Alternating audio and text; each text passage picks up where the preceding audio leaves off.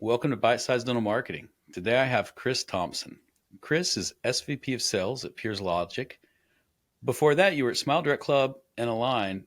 Chris, I would love to know your journey into dentistry, especially at Align and where you started. I think they were the first dental company that went direct to consumer, or the first at least at scale. And I think you were probably there during that era.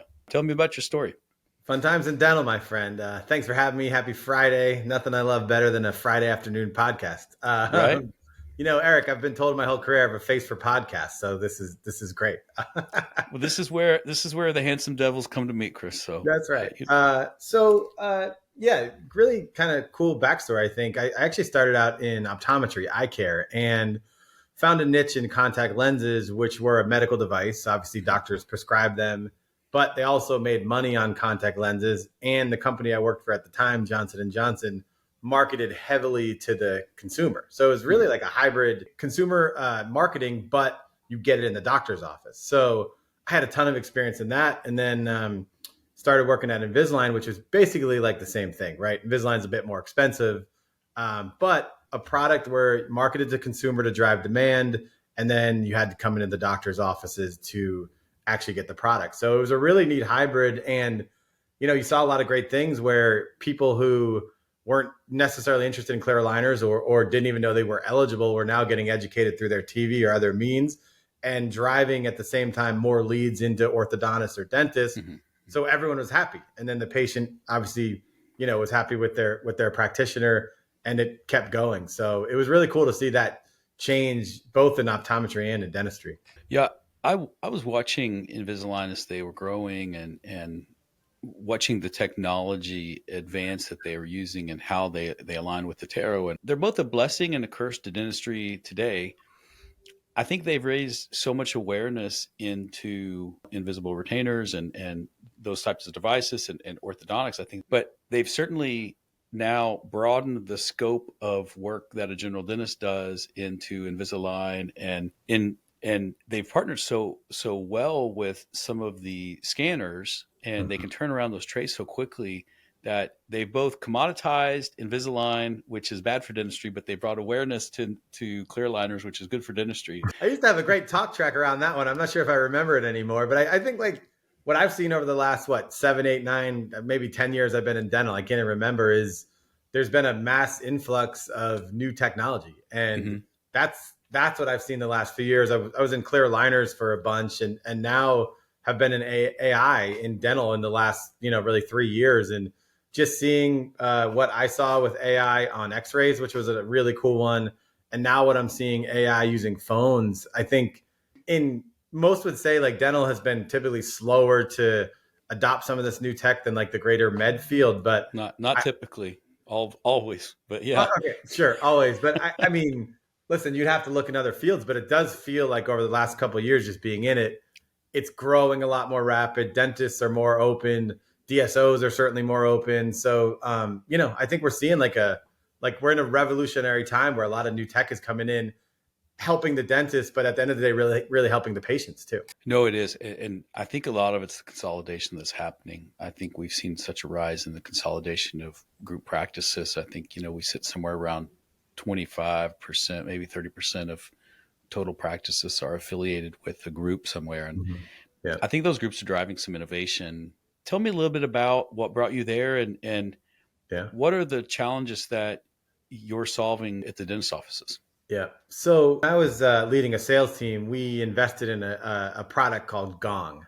And Gong is like, their market cap is billions, like huge company. Basically every sales force in the world uses them now. But they were able to tell me as a sales leader, basically everything that happened on my sales folks calls without ever having to listen to them or review them. Like it basically used AI to come up with insights for what I need to know.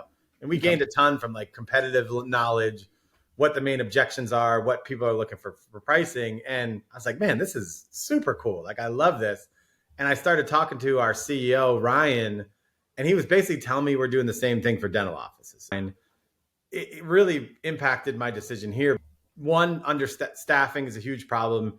And then two, typically when like things come up that cost money, it just wasn't a great patient experience. Or three, back to basics, the average practice is missing 40% of every call that comes in. So Mhm, mhm. I was like, man, if that product can use AI with no humans listening, no, subjective matter, it can work for dental offices and can tell me everything that happened on every call, and also take things off the staff's plate to free them up to do more patients. Like, this was the perfect storm of everything I'd done in my career.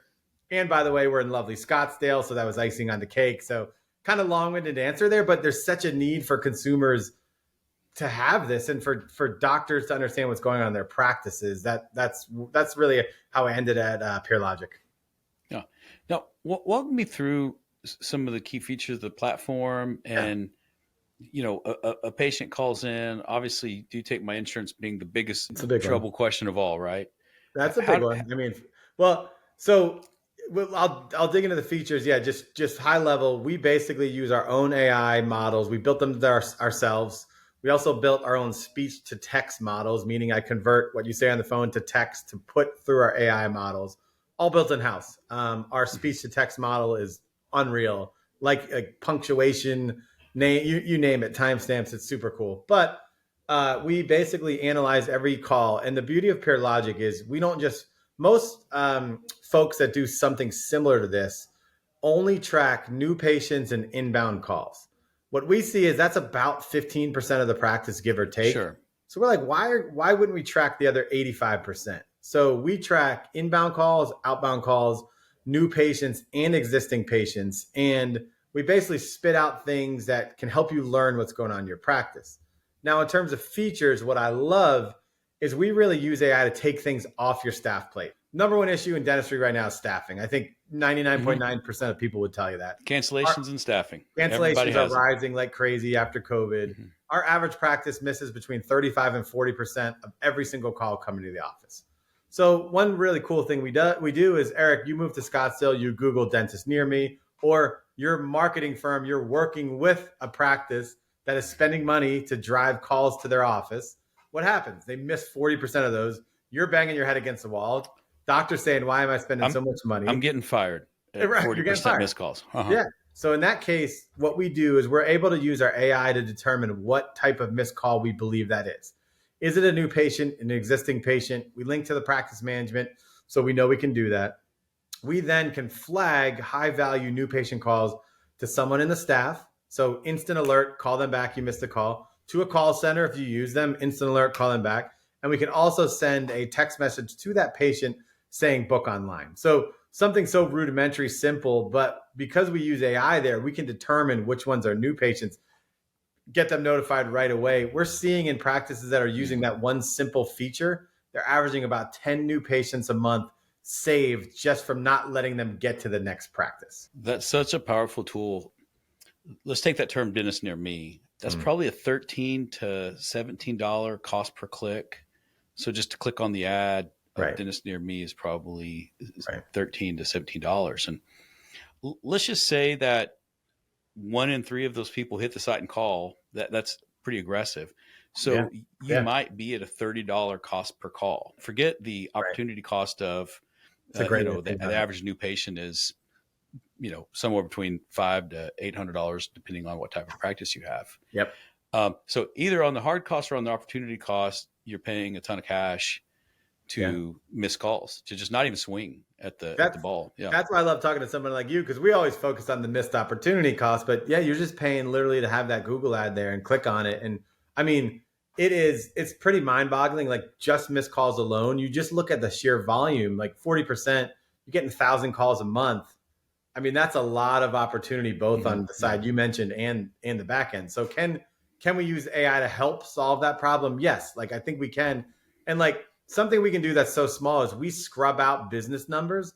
So right now, if I'm at a practice, my staff's running around. We don't like we're having staffing issues. We have a lot of new people. We Hmm. scrub out those business numbers. They don't have to call them back. Like just something like that, cutting out 40% of calls they have to call them back. Hey, we saved an hour right there. That's an hour where they could be doing something else. So really good example of how AI can actually free them Yeah. up to do more. No, that's great. The the rise of business calls is such a crazy thing. and they're getting so intelligent, and they're pretending like they're consumers, and they're Right. pretending like we had a meeting scheduled, and they're getting so, I hate to say shady, but that is, they're trying to be cute and clever, but it doesn't change that. It's just shady. Like, It yeah, is. doctor wanted to talk to me. No, he didn't. People Hmm. are using bad techniques, which of course They hurts are. everyone else. So Hmm. Hmm. it's hard. Yeah. Hmm. Now, you have to be loving the focus on AI. AI is now talked about on every website, whether you're for it or against it, or it's going to replace your job or not. How have you guys experienced this surge of talk of AI over the last few months? Because I know you guys have been around for a while, but we seem to hit this like critical mass of the chat GPT Yeah. things of January of this year and such. How has that impacted you? I mean, I think ChatGPT just brought general awareness, right? Now It did. everyone knows what it is. I think it's good and bad. It's good in that there's a lot of awareness around it. And then I think the negative is we hear a lot like you should use AI in your practice. And like that just gives me major pause because what does that mean? Like, yeah, you should use AI, but where do you use it? How do you use it? So what I love about we've done is like, yes, there is awareness around AI. That probably gets us to talk to more people, but everything we do is driven on an ROI where we can Mhm. actually do things in our platform that lead to revenue. And what we didn't want to do is say, hey, use AI. We have this really cool tool and you never see any benefit out of it. We want to say, hey, use AI. It's going to do X, Y, Z and get you more than a 10X ROI in every single month that we do it. So it's good and bad. I think it's good when you have the right person and the right product that can drive ROI. And that's where AI gets really cool in our platform is let's say I had 1,000 calls last month. I answered 600 of them, give or take, right? On those 600 calls, how many of those calls should I have booked and I did not? We can do that in real time. We Mhm. do transcripts on every call and can flag that. So if I'm a doctor or office manager or marketing company, 1,000 calls, we picked up 600. Here are the 15 I know I need to read real quick to see what I should have been booked. And oh, by the way, we'll give you a real time notification to book it. So you mentioned Invisalign earlier.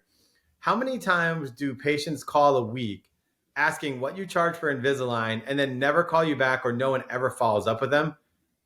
By the way, it's a lot. Yeah, sure. That's one that we can identify and you can win those back. So that's the Mm. second really kind of ROI Mhm. part of our platform is when that patient happens, we find if an office manager or TC or better yet, a doctor calls them back, you're winning them back at 60 to 70% clip. So like, hey, Dr. Eric, how much do you charge for a crown? Oh, we're XYZ. Okay, thanks. I'm going to call someone else. Call that patient back, make them feel warm and fuzzy, book them. We can identify that with no effort from the Right. staff. Now, do you get into sentiment analysis in the phone calls as well? Like, eh, again, this sounds crazy, but the someone's having a bad day in the front desk, or they've had a series of bad days. Can you talk me through some sentiment analysis that you have? Yeah. So we use sentiment analysis for every call based on tone, keywords, things like that through the AI. Full transparency, most dental calls are positive. Like it's pretty rare when you have that negative. But to your point, we've had a couple examples where it's disgruntled staff member, you can flag that. I would say the easiest way I describe what we do is we give you call center metrics for your practice. So anything you would want to know, like, hey, I want to know every time a crown was mentioned and I did not book. 2 clicks, and you have the full transcription and recording of Hmm. those calls. We just identify the right opportunities, help you follow up on them, all automated through tracking, and then help you close them. So it takes all the guesswork or like time listening to calls out of the staff's arena. It's been on our list to pilot a couple of offices. I mean, we're really excited about it because everyone likes to talk about how the work ethic has changed and the staffing has changed, and it's hard to get people to show up. And I agree. I think staffing is a challenge. As we progress through that challenge, we are seeing a lack of investment in the front desk around training and answering the hard questions and bring awareness. And it's kind of the new person has to answer the phones, and no one likes to answer the phones. And Right. do you take my insurance? If you happen to take all the insurance in the world, hey, I'm sorry, please don't do that. But if you do, that's an easy answer. If you don't, I think you have to get into selling the practice. Yeah. Yeah. And I think that's where we've leaned into the phones, and we love to hear the analysis of which ones are being closed, and we know that on average, our offices close about 55% of new patient opportunities.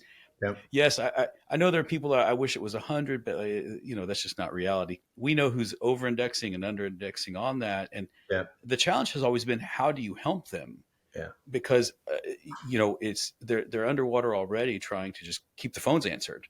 They're not missing phone calls because it's fun, and providing relief and opportunities for education to them is something we're very interested in, because if you're investing six, eight, $10,000 a month in marketing, Yep. but you're missing 40% of your phone calls, I'm not going to say you're throwing away 40% of your budget. That's hyperbolic.